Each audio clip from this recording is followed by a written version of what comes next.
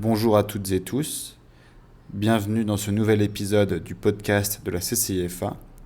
Je suis Arthur Karabédian, votre hôte, et aujourd'hui je reçois Alexandre Porechny du cabinet RS Avocat.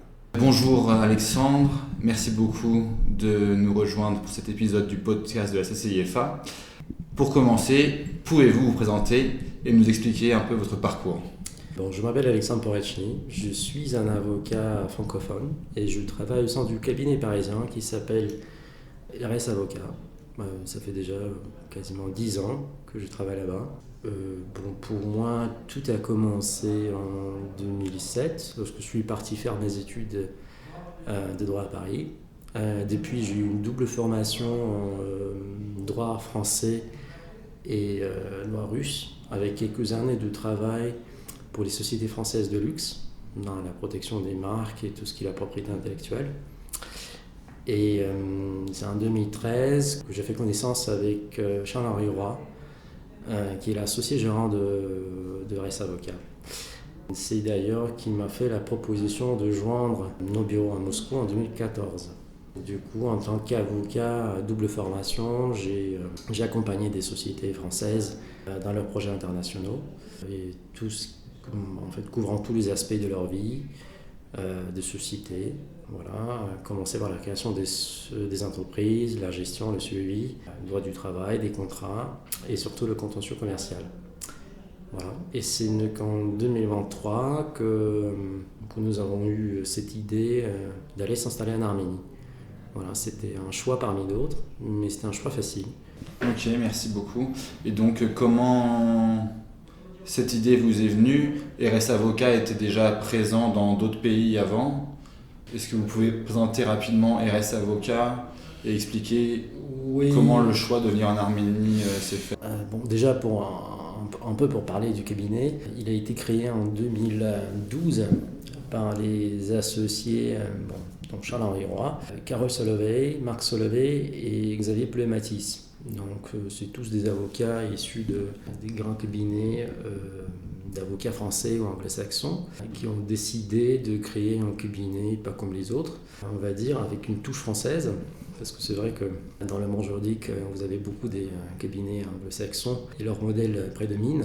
Voilà, donc on voulait faire quelque chose avec une approche plus française, avec toujours être à l'écoute du client, très adaptif et surtout humain. On a commencé par développer notre réseau en Amérique latine, avec le premier cabinet en Colombie. Puis c'est parti très vite, Mexico, Chili, Brésil. On avait aussi un cabinet à Londres et Moscou. Et donc l'Arménie, c'est venu rapidement comme un lieu préféré pour nous. Déjà, puisque des relations franco-arméniennes étaient toujours mises en avant, on avait déjà un client historique et des partenaires historiques. Donc on a voulu essayer, on ne regrette pas. Ça fait déjà 3 ans qu'on est ici. Merci. Quel type d'entreprise vous accompagnez en Arménie ? Quels services vous leur apportez ? Et est-ce que vous avez des projets phares ? Pour les types des entreprises, c'est vrai que il faut faire une petite remarque que l'Arménie, vous le savez très bien, c'est un marché, c'est un petit marché, mais avec un gros potentiel. Donc nous, on ne fait pas des préférences pour pour des sociétés, des grosses boîtes ou des petites entreprises. On accompagne tout le monde. Et ceci en fonction des projets qui sont en Arménie, voilà, pour les projets des clients qu'ils visent, très différents d'ailleurs. C'est vrai que lorsque un client arrive en Arménie, un investisseur potentiel, il commence en fait par une étude du marché, par une recherche des partenaires. Et là, on intervient aussi, c'est de le guider et de découvrir un peu l'Arménie et ses opportunités. Le type d'expertise qu'on a permet tout à fait à accompagner des sociétés de toute taille et selon les besoins qu'ils cherchent en Arménie. Donc surtout, RS Avocat, c'est un cabinet d'affaires. On va dire qu'on travaille dans les domaines des expertises comme la fiscalité internationale, le droit des contrats, le droit des sociétés, droit de travail, mobilité professionnelle avec les questions de migration. Ce qu'on essaye, c'est de proposer à un client un produit en fait, qui est une sorte de guichet unique qui va répondre à ces besoins. C'est donc créer des sociétés, ensuite les accompagner, permettre aux salariés de travailler ici avec des permis de travail, tout ça, tout type de conseils. Ok. Est-ce qu'il y a Des projets phares oui. Des projets phares. Bon, pour nous, chaque projet est important et marquant. Bon, l'Arménie, en fait, c'est un pays qui est encore, je dirais, inconnu pour son potentiel ou peu connu. C'est ainsi que lorsque le client arrive ici, il cherche surtout à comprendre qu'est-ce que c'est l'Arménie et qu'est-ce que ça peut lui donner. Parfois, donc, on commence juste par des conseils généraux. Et comme je l'avais dit, tout ça pour dire que pas tous les projets aboutissent à ce que le client crée une entreprise et commence à faire d'affaires tout de suite. S'il fallait choisir parmi des projets, je veux dire, intéressants, parmi des secteurs intéressants, moi je dirais le domaine de l'élevage, la génétique, la production végétale, les marchés publics surtout, il y en avait beaucoup de demandes dans les marchés publics. On travaille aussi dans le secteur, bon, il y a toujours beaucoup de demandes pour tout ce qui est la distribution et le commerce. On avait aussi des projets intéressants dans l'industrie minière et télécom. On va dire ça en général, qui sont les domaines et les secteurs intéressants, clés, dans lesquels on a travaillé. Je pourrais souligner aussi des projets intéressants français. Déjà, on a parlé avec vous de la signature des accords avec Vinci Construction et Razalbek pour des montants très importants dans ce projet de construction de route nord-sud. C'est juste pour donner quelques exemples des projets. On va dire franco-arménien. Vous avez aussi un projet de Aidemia qui est en charge, si vous me corrigez si j'ai tort, qui est en charge de faire les passeports, c'est ça? Biométrique, tout ce qui est des puces. Pareil pour les montants importants. Donc, mais ce qu'il faut aussi comprendre, c'est que évidemment tout le monde cherche des grands projets en Arménie, mais c'est aussi la terre pour les entreprises PME, donc petites et moyennes. Et pareil dans tous les secteurs, pas des secteurs industriels, etc. Donc la restauration, c'est un domaine, c'est un secteur qui marche très bien ici, et on connaît des chefs français ou des restaurants français. Pas à proprement parler, mais une participation, une représentativité française. Voilà. Juste pour vous donner quelques exemples phares ou récents de l'attractivité de l'Arménie. Est-ce que vous avez constaté une évolution depuis les 3 dernières années dans le milieu économique ou dans le cadre juridique arménien? Oui.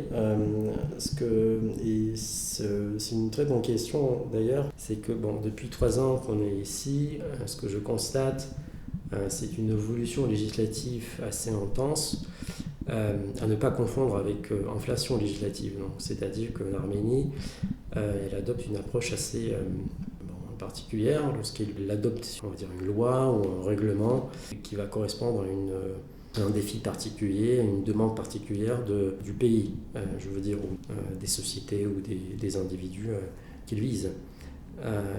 Et ce qu'on a constaté justement, c'est qu'il y avait beaucoup de changements législatifs, surtout en matière fiscale, des changements qui interviennent, que vous pouvez avoir 2 ou 3 fois par an, ou même plus. C'est très important de pouvoir avertir des clients de ce type de changement.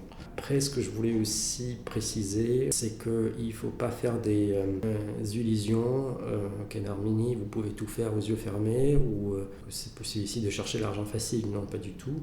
L'Arménie, c'est un pays de droit. Vous avez des cadres réglementaires assez développés. C'est justement le but, l'objectif on va dire, de l'administration actuelle ou des autorités d'aujourd'hui, de développer ce cadre, de l'adapter encore mieux aux besoins du business ou des individus. Et à votre avis, quels sont encore les principaux défis que les entreprises étrangères rencontrent en Arménie?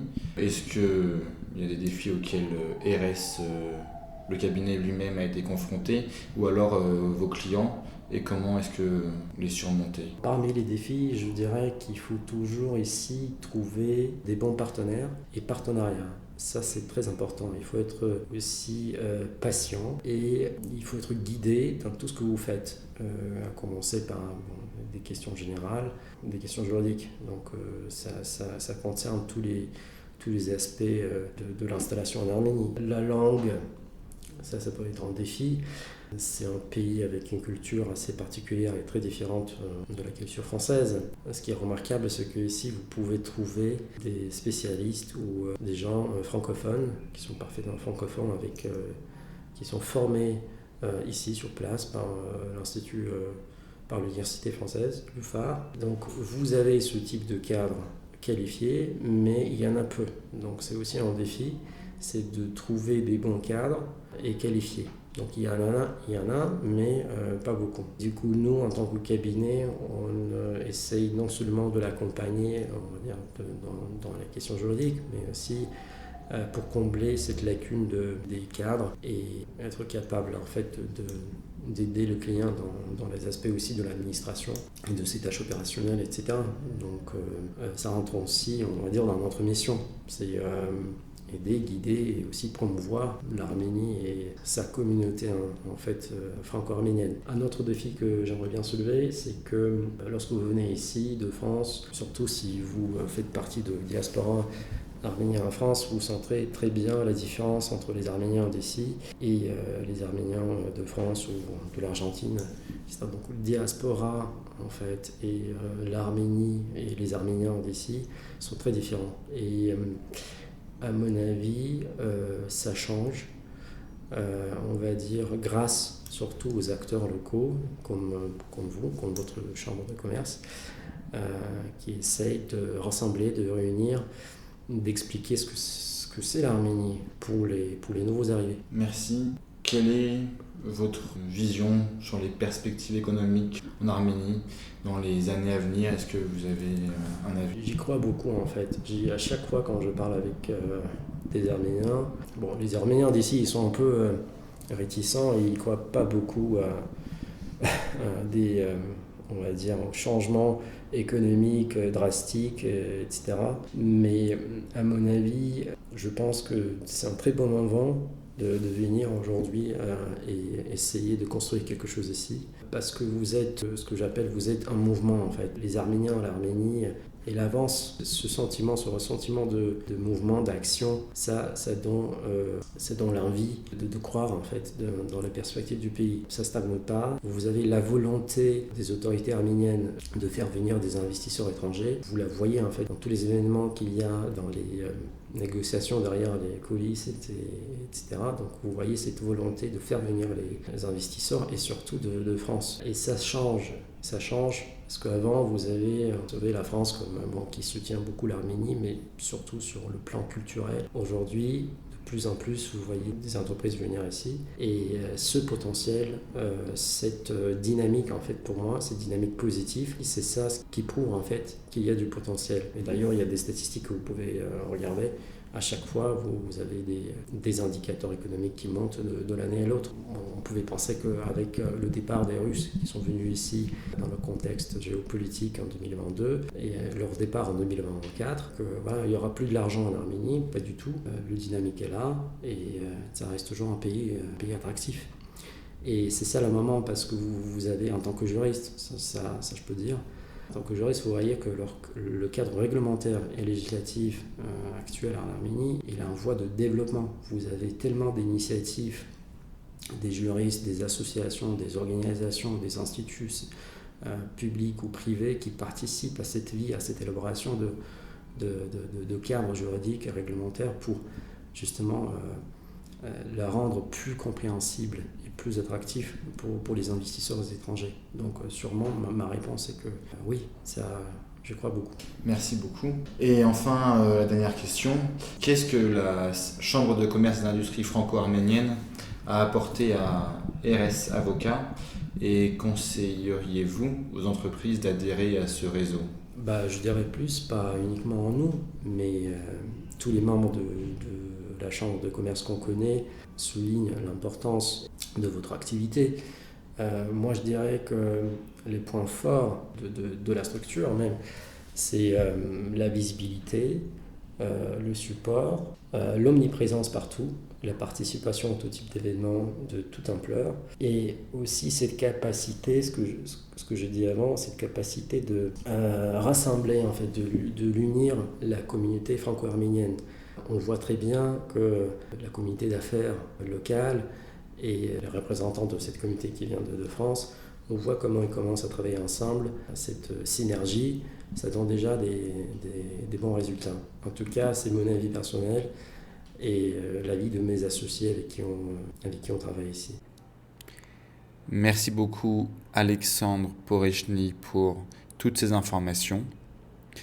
Si parmi nos auditeurs et nos auditrices, il y a des entreprises qui souhaitent collaborer avec RS Avocat, n'hésitez pas à nous écrire et nous nous ferons un plaisir de vous mettre en relation.